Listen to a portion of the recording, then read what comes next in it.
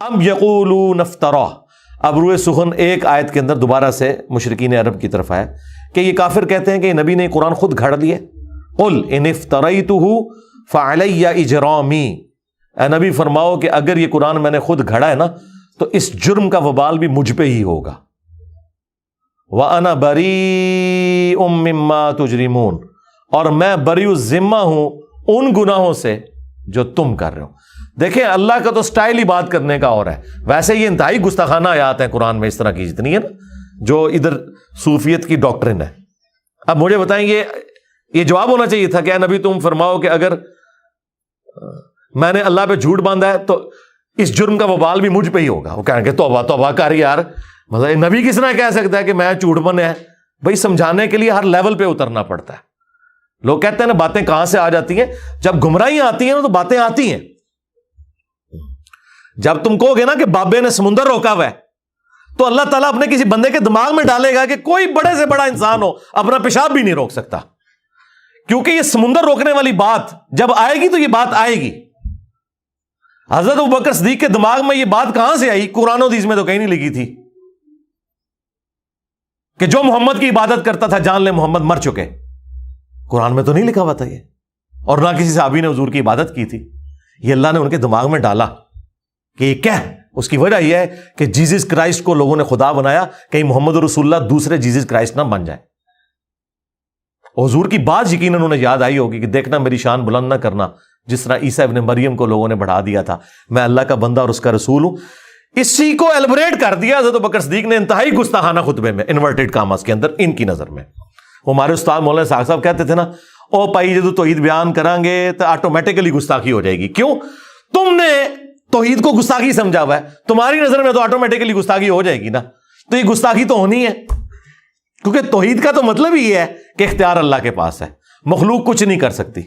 پھر عجیب و غریب نا انہوں نے نا وہ مت اور عجیب و غریب واقعات مشہور کیے ہیں لوگوں کے جذبات کے ساتھ کھیلنے کے لیے. وہ جی ایک بار وہابی دا تے سنی دا مناظرہ ہو گیا, حضور دی ذات ہوتے وہابی پوری رات جو ہے وہ ایسی آیتیں ڈھونڈتا رہا جس میں حضور کی تنقیص تھی, اور جو سنی جو ہے وہ نبی الاسلام کی شان ڈھونڈتا رہا. تو صبح جناب مناظرے میں جب دونوں اکٹھے ہوئے انہیں پوچھا, ہاں تو راتی کے کردہ رہے؟ سرکار میرے سامنے گلا کرو میں تھن پنا تھوڑے بابیاں دا بابا آ گیا دنیا تے ہن. ٹھیک ہے, میں انہوں دساں کہ میں ابوبکر صدیق دا خطبہ ڈھونڈتا رہا تے منوں پتہ لگے کہ میں ابوبکر آر نبی نو مننا وا یا ابو جہل آر مننا. تو دس ابو جہل تو کینوں ڈھونڈتا رہا قرآن چو کے کڈدا رہا, اور نبی کی شانیں جو تم قرآن سے نکال رہے ہو ان شانوں سے کس کو انکار ہے؟ کیا نبی کی شان کا مطلب یہ ہے کہ نبی خدا کا بیٹا بن جائے گا؟ عیسیٰ ابن مریم جیسی شان قرآن میں کسی کی نہیں آئی ہے, کسی پیغمبر کی نہیں. لیکن اللہ نے کہا کہ اگر اللہ ارادہ کرے عیسیٰ کو, ان کی ماں کو, سب کو ہلاک کر دے, اللہ کا کوئی کیا بگاڑ لے گا؟ عیسیٰ اور ان کی ماں روٹی کھانے کے محتاج تھے, وہ نہ تو کسی کے نفع کے مالک تھے نہ کسی کے نقصان کے. یہ اس شخص کے بارے میں آ رہا ہے جس کو کہا اللہ نے وجیہن فی الدنیا والآخرہ ومن المقربین, اور معجزات ایسے جو کسی پیغمبر کو نہیں دیے گئے. مردوں کو زندہ کرنا اللہ کے اذن سے, مٹی کی مورت بنا کے پھونک مارنا اور اس کا پرندہ بن جانا, یہ معجزہ کسی پیغمبر کو نہیں دیا گیا, کسی پیغمبر کو. لیکن سینٹرڈ کر کے انہی کو اللہ تعالیٰ نے سامنے رکھا کہ یہ فرق ہے بھائی انبیاء میں اور خدا میں. پھر اسی طریقے سے چیزیں بیان ہوتی ہیں. وہ جی پھر مناظرے سے پہلے جب پوچھا تو وابی نے کہا ہاں جی میں تو یہی آیتاں لبدا رہا. تو انہوں نے کہا بس دیکھ لے کون نبی دی شان ڈھونڈتا ہے تو کون تنقیص ڈھونڈتا ہے. اگر کسی کا یہ عقیدہ ہے کہ توحید بیان کرنے سے نبی کی تنقیص ہوتی ہے تو یہ بلیم وہ کسے دے رہا ہے؟ اللہ کو. انہوں نے انبیاء کو منی گاڈ مانا ہوا ہے اور اولیاء کو منی رسول مانا ہوا ہے. یہ میرا ایک جملہ ہزاروں کتابوں پہ بھاری ہے. یعنی آپ ہزاروں گمراہیاں ایک کتاب میں جمع کریں نا اور آپ اس کی وجہ پوچھیں نا تو یہ ہے کہ یہ نبیوں کو منی گاڈ مانتے ہیں اور اولیاء کو منی رسول مانتے ہیں. بس یہ وہ فرق ماننے کے لیے تیار ہی نہیں ہے چونکہ قرآن تو پڑھا ہی نہیں ہے. اب ان ساری باتوں کے ہوتے ہوئے مجھے تو صبح شام ان کے اوپر قنوت نازلہ پڑھنی چاہیے, لیکن میں سمپل کہتا ہوں کہ مرنے سے پہلے اے مسلمان کر لے اس پہ غور. کتابوں کا خدا اور ہے بابوں کا خدا اور کتابوں کے خدا اور بابوں کے خدا میں یہ فرق ہے کہ جو بابوں کا خدا ہے نا، بس وہ خدا بڑا بھائی اور نبی چھوٹا بھائی، بس اتنا فرق ہے. لیکن کتابوں کا خدا یہ کہتا ہے کہ خدا خدا ہے، مخلوق مخلوق ہے. لیکن یہ باتیں اب کون کرے؟ یہ جب باتیں آپ نہیں کریں گے دماغ کوئی نہیں کھلیں گے. توحید تو اتنے عرصے سے بیان ہو رہی تھی، لیکن توحید کا مطلب توہین رسالت لیا جاتا تھا. ہم نے توحید بیان کی ہے نا، آئے نا کوئی سامنے. میرے پاس تو سیدھا بھائی چھوڑ دو تم شان رسالت کی بات. چشتی رسول اللہ، اشرف تھانوی رسول اللہ پارٹی کیسے کر سکتی ہے؟ کبھی نہیں کر سکتی. تمہارے بزرگوں نے اپنے ناموں کے کلمے پڑھائے، تمہیں کوئی حق ہی نہیں پہنچتا. تم تو نبی کا دفاع کر ہی نہیں سکتے. نبی کا دفاع کا حق تمہارے پاس سے نہیں ہے، اس کے کاپی رائٹ سب انجینئر صاحب کے پاس ہیں. ہاں، یہ رائٹس ہم آپ کو نہیں دیں گے. توحید بھی یہاں سے بیان کریں گے اور رسالت بھی، صحیح جو رسالت کا کانسیپٹ ہے وہ یہیں سے بیان ہوگا. تو اے نبی تم فرماؤ، اگر میں نے اللہ کے اوپر جھوٹ باندھا ہے، قرآن یعنی میں نے خود گھڑ لیا، تو اس جرم کا وبال بھی مجھ پہ ہوگا، اور میں بری ہوں اس جرم سے جو تم کر رہے ہو. اور یہ دوسری بات درست ہے اس حوالے سے کہ میں نے تو کوئی قرآن نہیں گھڑا، لیکن چونکہ تم نے قرآن کا انکار کیا لہذا تم اس جرم کے اندر شریک ہو کہ تم نے وقت کے پیغمبر کا انکار کیا ہے. دیکھیں جی، قرآن حکیم اپنے عقائد اور نظریات کے اندر بالکل ایک ننگی تلوار ہے، زیرو ٹالرنس ہے. اگر کسی شخص کو انبیاء کا سٹیٹس نہیں پتا، انبیاء کرام کی ذمہ داری، ان کے مراتب نہیں پتا، اور وہ اپنے زوم میں انبیاء کرام کے ساتھ چیزیں منسوب کیے ہوئے ہیں، تو عقیدت اور جذبات کی بنیاد کے اوپر ایسے عقائد منسوب کرنا، سب سے پہلے انبیاء کرام اس سے اعلان برات کرتے گے. نبی علیہ السلام تو دنیا میں بتا کے چلے گئے کہ میری شان کو اس طرح بلند نہ کرنا جس طرح لوگوں نے جیزس کرائسٹ کی شان کو بلند کیا تھا. میں اللہ کا بندہ اور اس کا رسول ہوں، مجھے اللہ کا بندہ اور اس کا رسول کہنا. اب یہ کہنے کی ضرورت کیوں پڑی ہے؟ اسی لیے پڑی ہے کہ آپ کو پتا تھا کہ انبیاء کرام کی ہستیاں اللہ تعالیٰ کی سلیکٹڈ ہستیاں ہوتی ہیں جن کو اللہ تعالیٰ معجزات عطا فرماتا ہے، شان عطا فرماتا ہے، اور اسی وجہ سے لوگ ڈیویٹ ہو کے ان کے اندر خدا کو اس حوالے سے ڈھونڈنا شروع کر دیتے ہیں کہ شاید یہ خدا کی شکل میں دنیا میں اتر آئے ہیں. اور آج دیکھ لیں تقریباً 75 کروڑ کے قریب ہیں پروٹیسٹنٹ جو حضرت عیسیٰ کو اللہ مانتے ہیں. 75 کروڑ، جی اتنے بریلوی دیوبندی نہیں ہے دنیا میں جتنے پروٹیسٹنٹ ہیں. اور اللہ کیا کہہ رہا ہے؟ لقد کفر الذین قالوا ان اللہ هو المسیح ابن مریم. بے شک وہ لوگ کفر کر رہے ہیں جو یہ کہہ رہے ہیں کہ اللہ ہی عیسیٰ ابن مریم ہے. قل فمن یملک من اللہ شیئا، اے نبی ان سے فرماؤ کہ اللہ کا کوئی کیا بگاڑ لے گا. ان اراد ان یہلک المسیح، کہ اگر اللہ تعالی ہلاک کر دے مسیح کو اور ان کی ماں کو اور جتنے زمین میں، سارے بزرگ بابے جتنے زمین میں ہیں سب، اگر ان کو اللہ ہلاک کر دے، وصال شریف نہیں، ہلاک، یہ غصے کا اظہار ہے تاکہ فرق پتہ چلے. یعنی اگر آپ یہ دیکھیں یہ ووکیبلری کا جو استعمال ہے یہ اسی لیے تاکہ آپ کے دماغ کھولے جائیں. اور یہ اللہ کہہ سکتا ہے، بندے نہیں کہہ سکتے. سرکار اللہ نے کسے کہا ہے؟ فرشتوں کو کہا یا ہمیں کہا ہے؟ ہمیں کیوں کہا ہے؟ کہ ہم نے اسی طریقے سے آگے بات کرنی ہے. نبی کو کہا گیا قل فمن یملک من اللہ شیئا، اے نبی ان سے کہیں جب کوئی بھی عیسیٰ ابن مریم کے بارے میں یہ بات کرے تو ان سے کہو کہ اللہ کا کوئی کیا بگاڑ لے گا. تو یہ پوری امت کے لیے. اور حضرت ابوبکر صدیق نے تو ہمارا مسئلہ ہی آسان کر دیا. 8 جگہ حدیث آئی ہے بخاری میں اور 4 جگہ تفصیلی.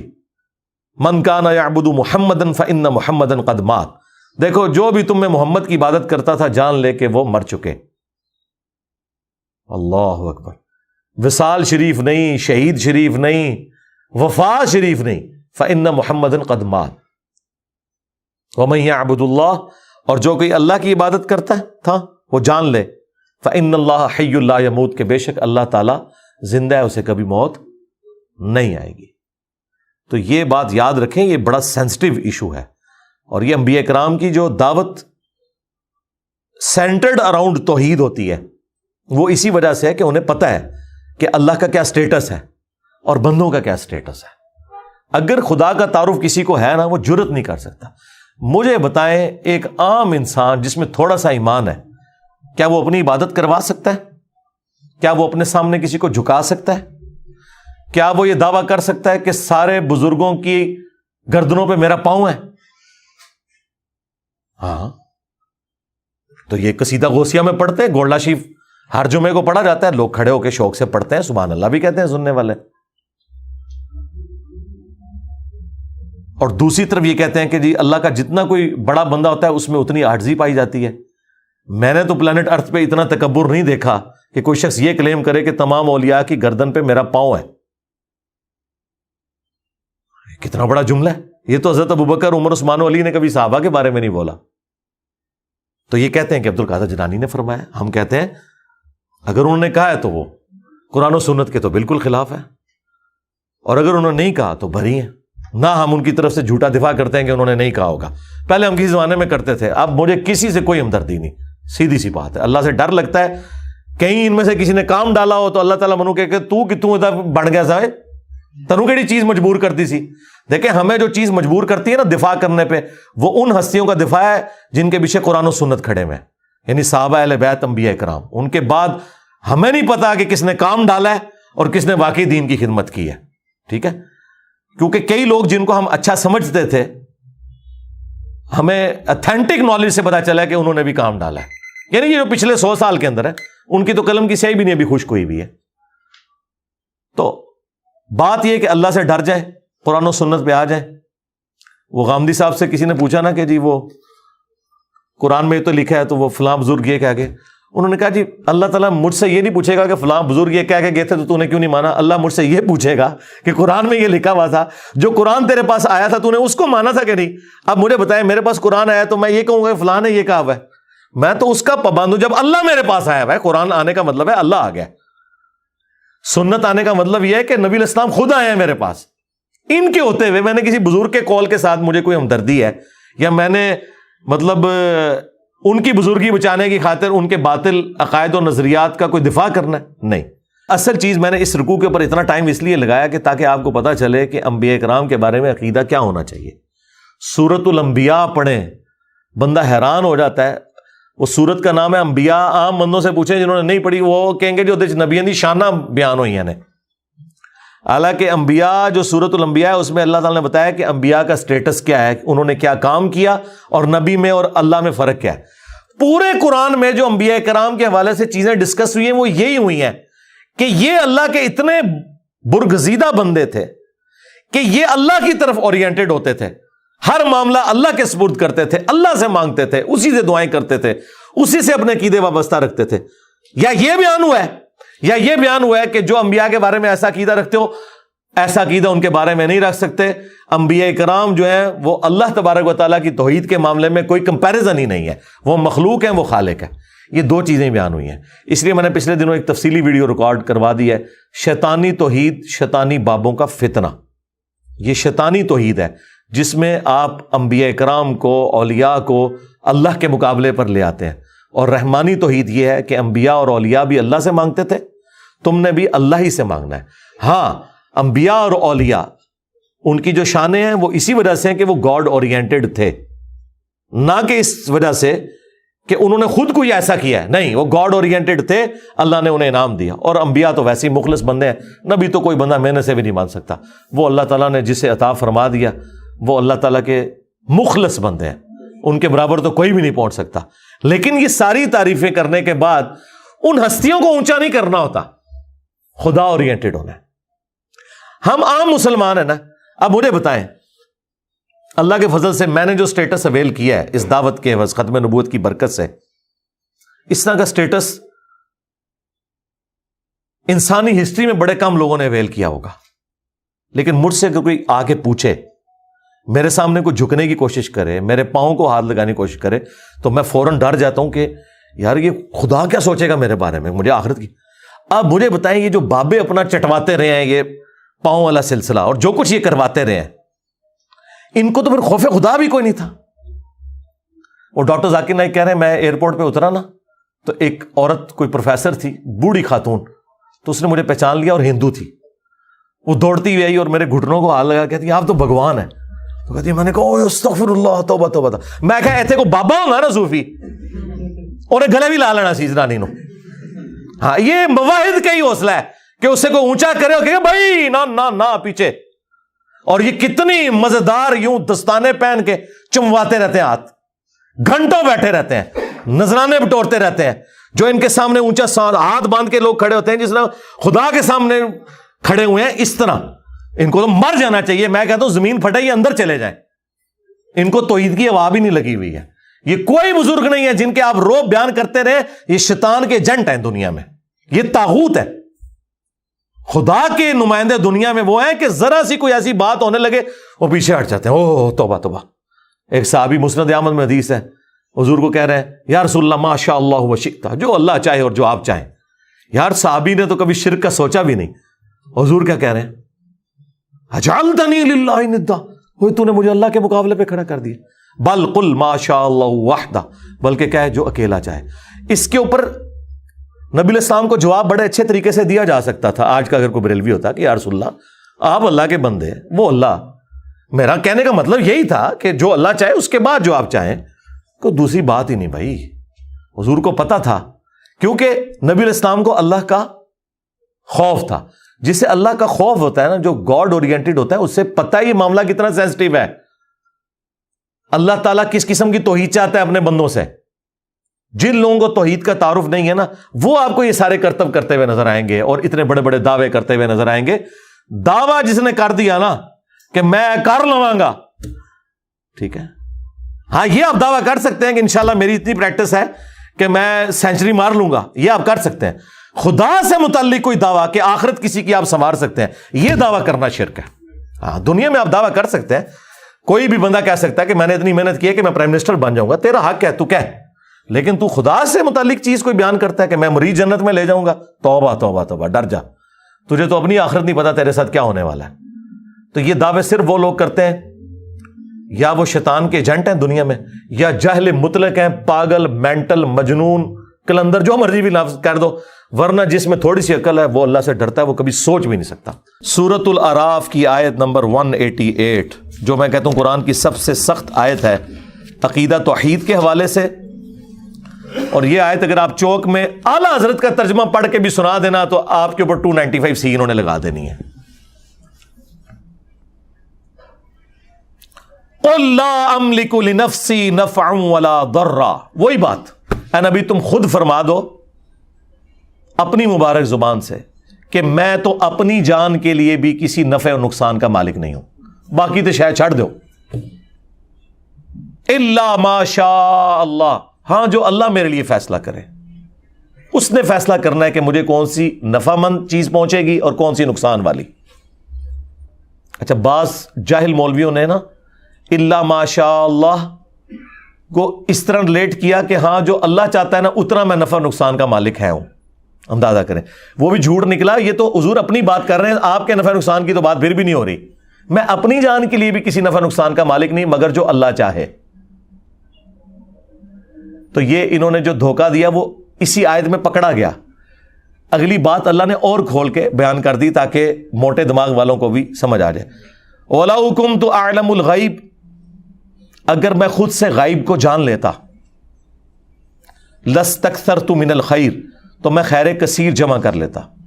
ہاں وہ غیب تو ہم مانتے ہیں جو اللہ تعالیٰ وحی کے ذریعے بتاتا ہے, جو وہ نہ مانے وہ تو کافر ہے, وہ تو نبی کی شان ہے.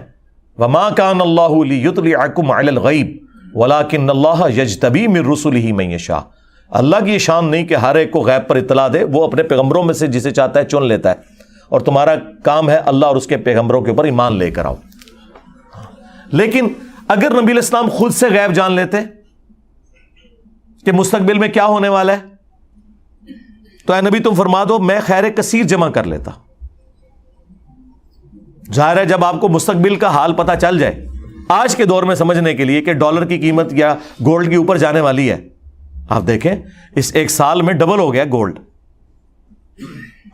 یہ مجھے اس لیے پتا ہے کہ مجھے اس دفعہ ڈبل زکات نکالنی پڑی ہے اسی گولڈ کی, جو گولڈ اتنا ہی پڑا ہوا ہے, زکات ڈبل دینی پڑی ہے. کیوں؟ قیمت اوپر چلی گئی. تو اگر یہ بات اس وقت لوگوں کو پتا ہوتی تو لوگوں نے اپنے پلاٹ بھی بیچ کے نا گولڈ لے کے رکھ لینا تھا. پلاٹ سے اترے اوپر نہیں گئے جتنا گولڈ گیا. وما مسنی السوء، خیر کثیر بھی جمع کر لیتا اور کبھی مجھے کوئی تکلیف نہ پہنچتی. یقیناً اگر کسی شخص کو یہ پتا چل جائے کہ آج اتنے بجے اگر یہ روڈ کراس کرے گا تو ایک ٹریلے کے نیچے آ کے مارا جائے گا، وہ اس دن نہیں پوری زندگی اس روڈ کو کبھی کراس نہیں کرے گا، دوسرے راستے سے جائے گا. لیکن ایسا نہیں ہوگا، کبھی بھی نہیں ہوگا. اللہ تعالیٰ نے اس طرح کا کبھی کسی کو اختیار دیا ہی نہیں ہے. جو دیا وہ غیبی خبر کے طور پر دیا اور وہ ٹال نہ کوئی سکا. وہ ویسے ہی ہوا جیسے صحیح مسلم میں حدیث ہے، حضرت عمر کہتے ہیں نبی علیہ السلام نے غزوہ بدر سے ایک دن پہلے زمین پہ لکیریں کھینچی، کل یہاں ابو جہل کی لاش ہوگی، یہاں عتبہ کی، یہاں شیبہ کی، اور اللہ کی قسم انہی جگہوں پہ اگلے دن وہ لاشیں پڑی ہوئی تھیں. یہ حضور کو اللہ تعالیٰ نے غیبی خبر دی، وہ ٹال نہیں سکتی تھی کبھی بھی. تو اے نبی تم فرما دو کہ اگر میں خود سے غیب جان لیتا تو میں خیر کثیر جمع کر لیتا اور نہ مجھے کوئی تکلیف پہنچتی. ان انا الا نذیر و بشیر، میں تو نہیں ہوں مگر ڈر سنانے والا اور خوشخبری سنانے والا. لقوم یؤمنون، ان کے لیے جو بات ماننا چاہیں، ایمان لانا چاہیں. میرا سٹیٹس پیغمبروں والا ہے، میں کسی کے نفع نقصان کا مالک نہیں ہوں. اور نفع نقصان میں وہ ساری چیزیں ہیں، آکسیجن، کھانا پینا، ٹوائلٹ یعنی پیشاب، نیند، یہ تمام چیزیں. اگر رسول اللہ کا یہ سٹیٹس ہے سرکار تو بابے تو شاہ ہی کوئی نہیں. ہاں، کیونکہ میرے نبی سا ہے ہی کوئی نہیں، تیرے بابے تھے شاہ ہی کوئی نہیں. اس لیے میں کھول کھول کر چیزیں بیان کرتا ہوں تاکہ کسی موٹے دماغ میں بھی کوئی کہیں کو کیڑا گھسا ہوا ہے نا، کسی شیطان نے گھسایا ہوا ہے تو اسے سمجھ آ جائے. قرآن اور احادیث اپنی تعلیمات کے اندر اتنے واضح ہیں کہ اس میں شیطان کا کوئی دخل نہیں ہے. یہ مولوی ہیں جو آپ کو آیات اور احادیث نہیں بتاتے بلکہ اپنے بزرگوں کی تعلیمات بتاتے ہیں، جس کی وجہ سے آپ ڈی ٹریک ہو جاتے ہیں. اور پھر جب ہم آپ کو سمجھاتے ہیں تو ان کی چیخیں نکلتی ہیں، کیونکہ انہیں پتہ چل جاتا ہے کہ آپ انجینئر صاحب جو بتا رہے ہیں نا، تو سب سے پہلے تو آ کے ہمارے گاٹے ہماری عوام نے فٹ ہونا ہے کہ جناب تسی کے سانو قرآن حدیث پڑھا دے رہے. حضور کے لیے سب سے سینسٹیو ایشو ہے ہی توحید تھا، اس لیے آپ نے آخری وقت کے اندر توحید کے اوپر ہی بات کی ہے. بخاری مسلم دونوں میں حدیث ہے، اما عائشہ سلام اللہ علیہا کہتی ہیں کہ نبی علیہ السلام کے آخری دن بیماری کے چل رہے تھے، آپ تکلیف کی وجہ سے بار بار اپنی چادر اپنے چہرے مبارک سے ہٹاتے، پاس ایک پانی کا برتن تھا اس سے ہاتھ گیلا کر کے بخار کو ٹھنڈا کرنے کی کوشش کرتے، اور بار بار یہ کہتے لعن اللہ الیہود والنصارى اتخذوا قبور انبیائہم مساجدا، اللہ کی لعنت ہو یہود و نصارہ کے اوپر، انہوں نے اپنے نبیوں کی قبروں کو سجدہ گاہ بنا لیا تھا. آخری وقت کیا بات ہو رہی ہے کہ نبیوں کو اللہ کے مقابلے پہ کھڑا نہ کر لیا جائے. اور اما عائشہ کہتی ہیں رسول اللہ ہمیں ڈرا رہے تھے، اور اگر یہ خدشہ نہ ہوتا کہ لوگ رسول اللہ کی قبر پہ سجدے شروع کر دیں گے تو میں حضور کی بیوی ان کی قبر مبارک کو لوگوں کی زیارت کے لیے اوپن چھوڑ دیتی، یعنی حجرے کی دیوار گرا دی جاتی، جو چاہے جس وقت چاہے قبر رسول پہ حاضر ہو. حجرے کی دیوار نہیں اما عائشہ نے گرائی، آج تک نہیں گری اللہ کے فضل سے. آج بھی وہ خیر اب تو بہت پیچھے جا چکی ہے، اب جالیاں اس کے آگے. اما عائشہ کو تو کسی نے نہیں کہا کہ حضور نے کہا تھا مجھے تو تم سے شرک کا خدشہ ہی نہیں ہے، تو آپ آخری وقت میں اس کو شرک سے کیوں ریلیٹ کر رہی ہیں؟ اس زمانے میں کہانیاں نہیں ہوتی تھی. وہ آپ میری ویڈیو دیکھیں، مجھے تم سے شرک کا خوف نہیں. وہ حضور نے اسپیسیفکلی صحابہ کرام کے بارے میں کہا تھا، اور صحابہ کے پیٹرن پہ صرف ایک جماعت قیامت تک شرک سے محفوظ رہے گی، یہ میں مانتا ہوں. ایک جماعت، جس طرح کہ بنی اسرائیل پوری کی پوری گمراہ ہو گئی، یہ امت پوری گمراہ نہیں ہوگی. اس لیے حضور نے کہا تھا مجھے اپنی امت سے شرک کا خوف نہیں کہ یہ ساری مشرک ہو جائے. باقی وہ ویڈیو آپ دیکھ لیں.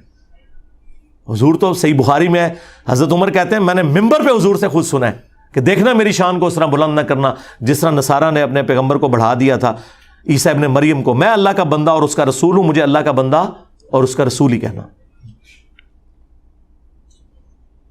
اور پھر ایک اور حدیث بخاری مسلم دونوں میں، حضور کے بیماری کے دن آخری چل رہے ہیں، حضور کی 3 بیویاں حضور کے پاس بیٹھی ہوئی ہیں. ظاہر ہے سب سے ایک کلوز رشتہ اس حوالے سے، اور پھر یہ بھی آزمائش کہ وہ حضور کی وفات کے بعد کوئی اور خامن بھی چوز نہیں کر سکتی. یہ کتنی بڑی آزمائش ہے. مرتبہ امہات المومنین کو ویسے نہیں مل گیا.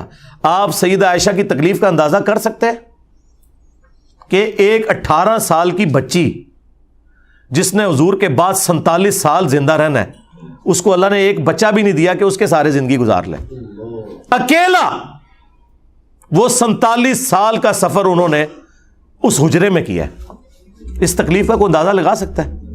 اہم ہی نہیں اتنا بڑا مرتبہ. عمار ابن یاسر جو ہے وہ کوفے کے ممبر پہ کہہ رہے کہ لوگوں، عائشہ دنیا اور آخرت میں تمہارے نبی کی بیوی ہیں. مرتبہ نہیں کم ہو سکتا، اگرچہ انہوں نے خلیفہ وقت کے خلاف خروج کیا، مرتبہ نہیں کم ہوا، لیکن اللہ تمہیں آزما رہا ہے کہ عائشہ کی اطاعت کرتے ہو یا اللہ کی اطاعت کرتے ہو حضرت علی کا ساتھ دے کر، کیونکہ وہ اولی الامر منکم وہ ہیں. لیکن عمار ابن یاسر نے اما عائشہ کا مرتبہ نہیں کم کیا کہ ان کی اس غلطی سے ان کی زندگی کو 0 سے ملٹیپلائی کر دے. کہا دنیا اور آخرت میں تمہارے نبی کی زوجہ ہیں. یہ ایک آزمائش ہے کہ تم نے اللہ کی اطاعت کرنی ہے یا عائشہ کی اطاعت کرنی ہے. اس لیے میں کہتا ہوں میں عمار ابن یاسر والا شیعہ ہوں، میں رافضی والا شیعہ نہیں ہوں. مرتبہ کم نہیں ہوگا، ہاں اختلاف رائے اپنی جگہ رہے گا. تو اما عائشہ اس حجرے میں رہی 47 سال تک. تو اما عائشہ بیٹھی ہوئی ہیں، سیدہ ام سلمہ بیٹھی ہوئی ہیں اور ام حبیبہ بیٹھی ہوئی ہیں. 3 بیویاں حضور کی، اور ان میں سے یہ تو سینئر بیویاں ہیں، اسلام میں بھی سینئر ہیں. انہوں نے ہجرت مدینہ سے پہلے ہجرت حبشہ بھی کی ہوئی ہے. تو وہ ہجرت حبشہ کا ذکر کرتے ہوئے کہتی ہیں ام حبیبہ اور ام سلمہ کہ یاد ہے کہ جب ہم وہاں سے گزرے تھے ہم نے ایک ماریا نام کا گرجا دیکھا تھا جس میں کچھ قبریں بھی تھیں اور تصویریں بھی لٹکی ہوئی تھی. حضور نے بس یہ بات سنی، آپ تکلیف کے عالم میں اٹھ کے بیٹھ گئے. توحید is the most sensitive issue in the sight of اللہ اینڈ ہز بیلوڈ پروفٹ صلی اللہ علیہ وآلہ وسلم. کہا یہی تو ان میں خرابی تھی، جب ان کا کوئی نیک بندہ یا پیغمبر فوت ہو جاتا تھا اس کی قبر کے اوپر سجدے شروع کر دیتے تھے، تصویریں لٹکا لیتے تھے. قیامت کے دن یہ بدترین مخلوق بنا کر اٹھائے جائیں گے. اللہ اکبر. اور حضور نے پہلے ہی ڈرا دیا کہ یہ کام تم نے نہیں کرنا. اور مسلم شریف میں حدیث ہے، جندب رضی اللہ تعالیٰ عنہ کہتے ہیں حضور نے اپنی وفات سے 5 دن پہلے یہ بات کہی اور میں نے خود سنی کہ دیکھنا اگلے لوگوں میں جب ان کا کوئی پیغمبر یا نیک آدمی فوت ہو جاتا تھا وہ اس کی قبر پہ سجدے شروع کر دیتے تھے. تم نے یہ کام نہیں کرنا میرے ساتھ. میں کہتا ہوں کس لیول پہ اتر کے آپ کے پیغمبر نے آپ کو سمجھایا ہے. حریص علیکم بالمؤمنین رؤوف الرحیم. یار کون ہوگا جو اتنا آپ کی آخرت کے ساتھ محبت کرے گا بجز ہمارے پروفٹ کے صلی اللہ علیہ وآلہ وسلم. مسند احمد کی حدیث ہے، نبی علیہ السلام نے فرمایا اللہم لا تجعل قبری وثنا یعبد. اے اللہ میری قبر کو وہ بت نہ بنا دینا کہ لوگ اس کی پرستش شروع کرتے ہیں. اپنی قبر کو بت کہہ دیا. وہ قبر جو ہمیں ہمارے ماں باپ اولاد سب لوگوں سے بڑھ کر عزیز ہے، جس قبر کی حاضری اس پلانٹ ارتھ کی سب سے بڑی نفلی عبادت ہے، اس قبر کو بھی کہہ دیا کہ یہ بت ہوگا اگر اللہ کے مقابلے پر اس پہ بھی سجدے شروع ہو جائیں گے. اور تواڈے بابے دے مزار تے شاہی کوئی نہیں، لے جاؤ تم بابے اپنے. جس قبر کی عظمت تھی اس کا سٹیٹس کلیئر کر دیا ہے، اللہ میری قبر کو بت نہ بننے دینا کہ لوگ پوجا کریں. نبی کا تو کوئی قصور نہیں، لیکن حضور خود اپنی قبر کے بارے میں کہہ رہے ہیں کہ اسے بت نہ بنانا. ابو داؤد میں حدیث ہے میری قبر پہ میلہ نہ لگانا. تم دنیا کے کسی بھی حصے میں درود پڑھو گے اللہ تمہارا درود مجھ تک پہنچا دے گا. اللہم صلی علی محمد وعلی آل محمد. درود کے لیے بھی میلہ نہیں لگانا، تمہارا درود میرے تک پہنچ جائے گا. سلام عرض کرو اور نکل جاؤ آگے، میلہ نہ لگانا. وہ 4 کتابوں میں، الموطا امام مالک میں، فضل الصلاۃ علی النبی میں، المصنف ابن ابی شیبہ اور سنن کبریٰ البیہقی میں، کہ عبداللہ بن عمر جب بھی مدینہ شریف سے نکلتے سفر کے لیے یا واپس آتے ان کی روٹین تھی کہ مسجد نبوی میں 2 نفل پڑھتے، قبر رسول پر آ کر عرض کرتے السلام علیک یا رسول اللہ. پھر حضرت ابو بکر کی قبر پر السلام علیک یا ابا بکر، اور پھر حضرت عمر کی قبر پہ السلام علیک یا عمر. ایک روایت میں یا ابتا، اے میرے باپ آپ پر سلام ہو. وہ اپنی جگہ ٹھیک ہے، اس قبر جیسا تو ہے ہی کوئی نہیں. اس کی بنیاد پہ آپ نے اپنے بزرگ بابوں کے جو مزار کلیم کیے میں نا یہ سب فراڈ ہے. باقی مزارات، گنبد خضرا، یہ ایک الگ سے ایک سینسٹیو ٹاپک ہے، اس پہ میری الگ سے ویڈیوز ریکارڈ ہے، وہ پھر مجھے 2 گھنٹے اور لگ جائیں گے. اس کے لیے آپ میری ویڈیوز دیکھیں. میں نے ایک ایک مقدمہ جو ہے وہ توحید کے حوالے سے کلیئر کیا. سبحانک اللہم و بحمدک اشہد ان لا الہ الا انت استغفرک و اتوب الیک وما علینا الا البلاغ المبین. جزاکم اللہ خیرا.